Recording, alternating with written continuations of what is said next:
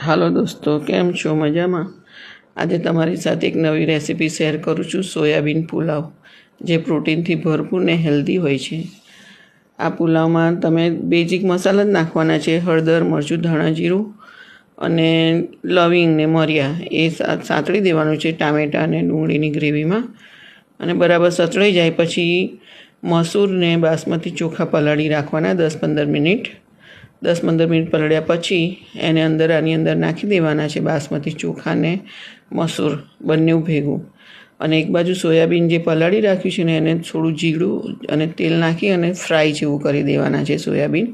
કારણ કે સોયાબીન બહુ સોફ્ટ હોય એટલે પાણીમાં પલાળીને એને પોછા હાથે બધું પાણી નિતારીને આવી રીતે ડ્રાય કરી દેવાના છે. ડ્રાય કર્યા પછી આની અંદર પછી તમારે મસૂર ને ચોખા નાખ્યા છે, એક ઉકળે એટલે પછી સોયાબીન નાખી દેવાના. બહુ જ હેલ્ધી અને બહુ ટેસ્ટી પુલાવ બને છે આ. જો જે નોનવેજ ના ખાતા હોય ને એના માટે આ બહુ જ પ્રોટીનથી ભરપૂર પુલાવ છે.